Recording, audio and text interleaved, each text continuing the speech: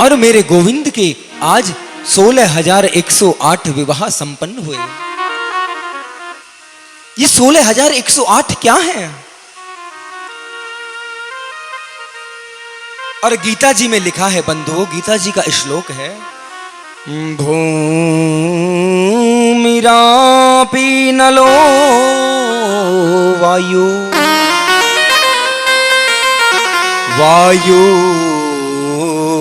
वायुरवम्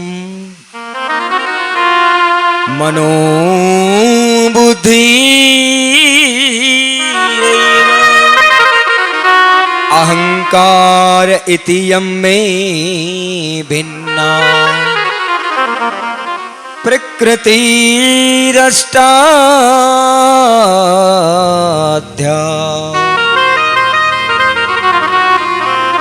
ये 16,108 क्या है जानते हो? मेरे गोविंद ने 16,108 विवाह तो कर लिए, लेकिन ये 16,108 इसका प्रमाण क्या है? महापुरुषों ने 16,108 का खंडन किया है, जानते हो?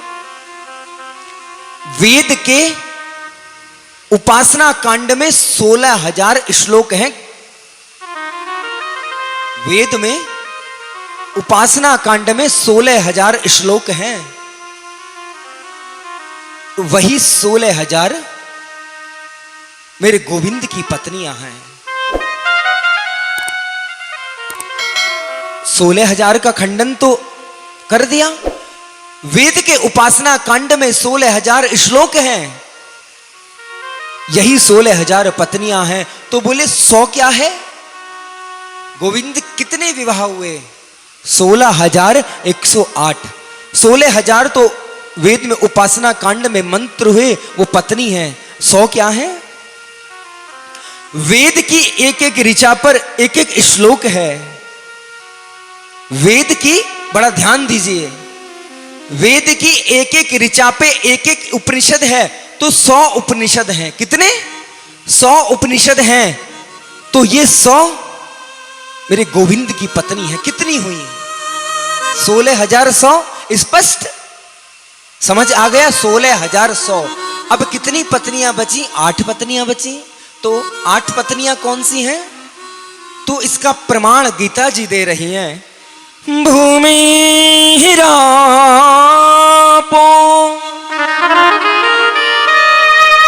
नलो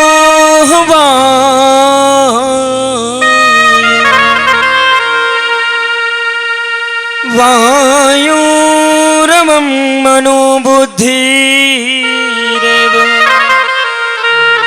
अहंकार इति यं ते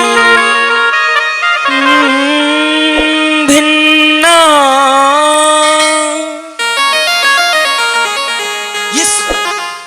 आपने सूक्ष्म वर्णन सुना। 16,000 समझ आ गई, 100 समझ आ गई, और 8 क्या है? तो गीता जी इसका प्रमाण दे रही हैं बंधुओं। प्रकृति 8 प्रकार की है। कितने प्रकार की? प्रकृति 8 प्रकार की है।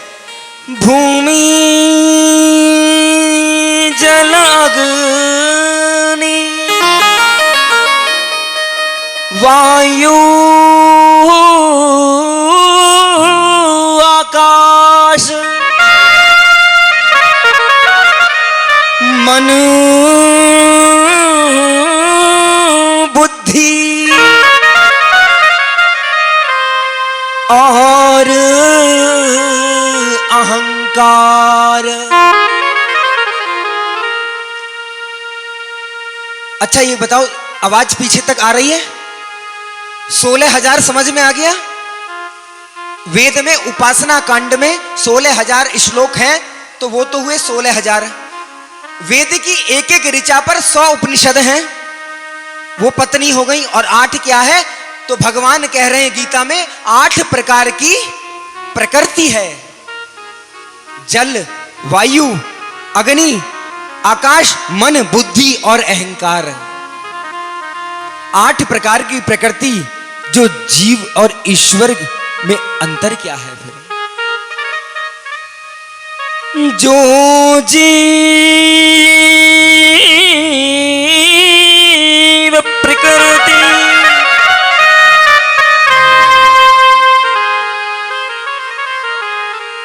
जो जीव प्रकृति के वश में रहता है,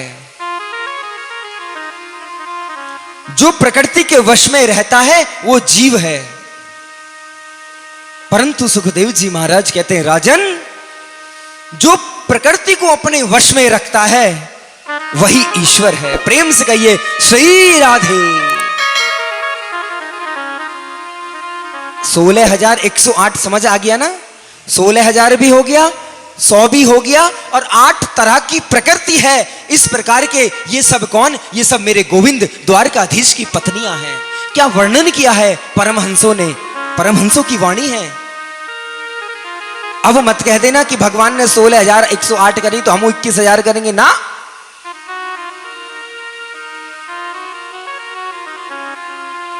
मर्म को जानो कि मर्म क्या कहता है, बिना मर्म के कह देना व्यर्थ है। और आज मेरे गोविंद ये 16,100 को अगर नहीं बचाते युवतियों को तो गलत मार्ग पे चली जाती। इसलिए मेरे गोविंद ने इनको अपने पति के रूप में स्वीकार किया। और राजकुमारियों को जानते हो, इनको जीने का पूरा अधिकार दिया। जो भौमासुर ने बंदी बना रखी थी, सभी को जीने का अधिकार प्रदान किया। आप समाज में रहो, सभी तरीके की आपका सम्मान मिले, गलत मार्ग को प्रशस्त न करें। बंधु, भगवान के बड़े पुत्र हुए जिनका नाम है प्रद्युम्न और अनिरुद्ध। प्रद्युम्न के भी 2 विवाह हुए, अनिरुद्ध के भी 2 विवाह हुए। भागवत में वर्णन आता है कि श्री कृष्ण जब अपने पोतों के साथ महल में जाते तो रानियों के मन में भ्रम हो जाता। क्यों? रानियां समझ नहीं पाती कि पोते बड़े हैं या मेरे श्री कृष्ण। इतने ललाट पर सुंदरता है, लावण्यता है, सौंदर्यता है। श्री कृष्ण को कभी पोता समझ बैठते। मेरे गोविंद लगते ही नहीं है कि मेरे गोविंद की अवस्था आज बहुत बढ़ती जा रही है। और जानते हो, द्वारिकापुरी में एक राजा हुए जिनका नाम है पौंड्रक। पौंड्रक कौन है? जो झूठ मूठ की नौटंकी नाटक बना के लीला रच ले कि भगवान नहीं है, जो भी कुछ हूं मैं हूं। आजकल भी ऐसी हो रहा है। तमाम तरह के लोग घूम रहे हैं, अरे हम ही भगवान हैं। नहीं, मैं आपसे एक बात निवेदन में कहना चाहूंगा, आप किसी को भी अपने आडंबर में या किसी भी आडंबरता में आप मत फंसिए। अगर आपको किसी को पूजना है ना, तो अपने गुरु मंत्र को पूजो, अपने नाम संकीर्तन को, राधा को पूजो, कृष्ण को पूजो, गोविंद को पूजो, सीता राम पूजो, राम राम राम राम जपो, कृष्ण कृष्ण कृष्ण कृष्ण नाम जपो। लेकिन आप किसी भी आडंबर में मत फंसो, दुरुपयोग होगा आपका। अच्छा एक बात बताइए, जो साधना से अपने जीवन को नहीं पहुंचा सका खुद, वो आपके जीवन को क्या तारेगा? जिसकी चेतना खुद नहीं उठी, वो आपकी चेतना को क्या उठाएगा? इसलिए आपसे विनम्र निवेदन है कि आप किसी को मत, शारीरिक रूप में बिल्कुल मत पूजो, बिल्कुल गुरु मत मानो, लेकिन आपसे जितना हो सके गोविंद का नाम लो, लीला का स्मरण करो। देखने की आकांक्षा हो तो गोविंद की झांकी का दृश्य करो, और कहीं जाने का मन हो तो गोविंद के धाम में जाने का प्रयत्न करो। लेकिन किसी भी तरह के किसी आडंबर में आप विश्वास मत करो। आप रोज देखते आ रहे हैं क्या क्या चल रहा है आडंबर के नाम पर।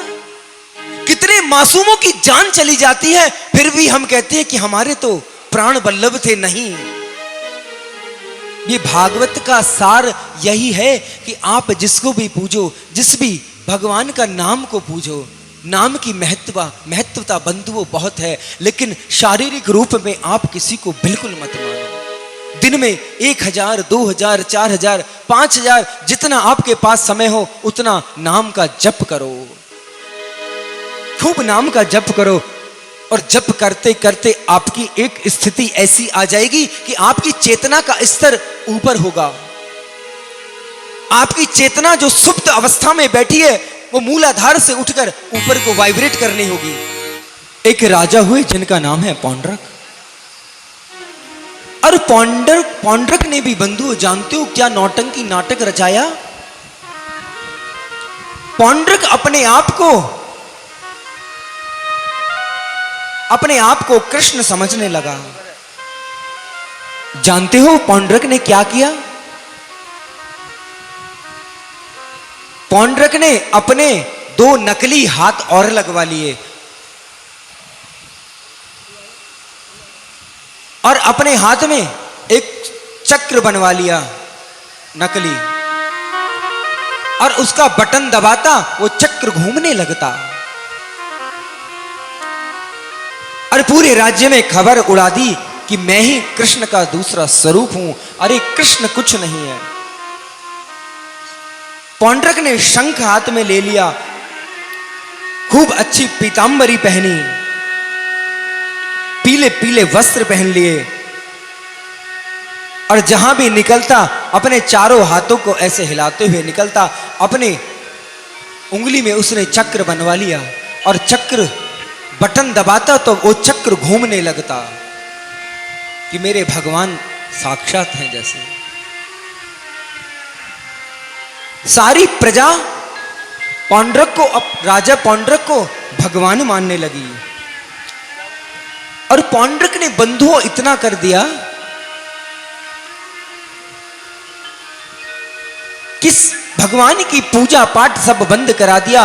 पौंड्रक नमः स्वाही करवाने लगा और धीरे धीरे पौंड्रक का अस्तित्व जमने लगा। भगवान मानकर पूजा कराने लगा। प्रजा भी हो जाती है, चल देती है। अरे आप जैसे भोली भाली माताएं चल देती है। लाखों की भीड़ पहुंच जाती है, कुछ भी हो जाता है, कौन जिम्मेदारी लेगा?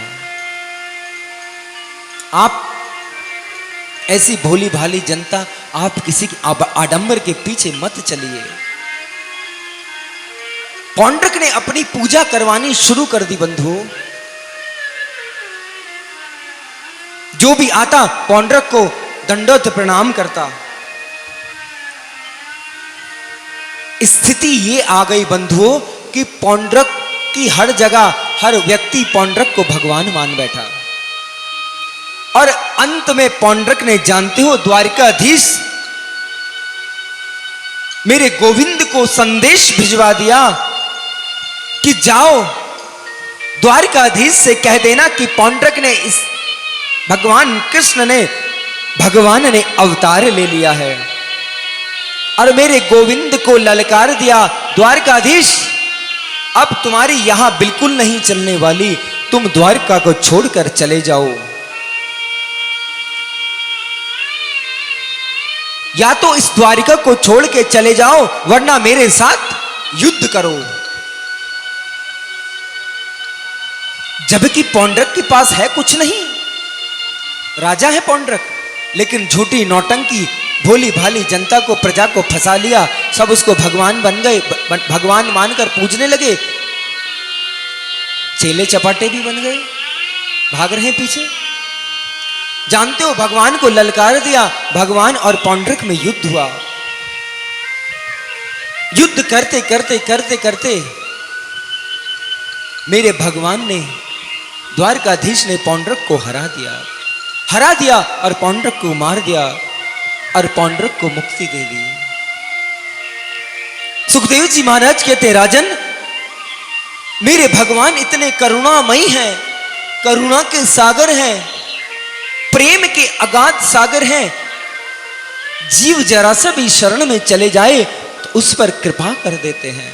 सुखदेव जी महाराज कहने लगे, गुरुवर मेरी समझ में नहीं आया, कहां तो वो झूठा पौंड्रक और कहां गोविंद को युद्ध के लिए ललकारा,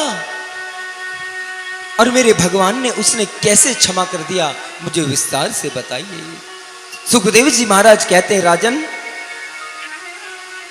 पौंड्रक को सदगति मेरे गोविंद ने इसलिए प्रदान करी क्योंकि अंत समय में जीव चाहे किस भी गति में रहा हो, अंत समय में जीव अगर मेरे ध्यान में रहेगा तो मैं उसको सदगति प्रदान कर देता हूं। पौंड्रक ने यही तो किया था। भले पौंड्रक ने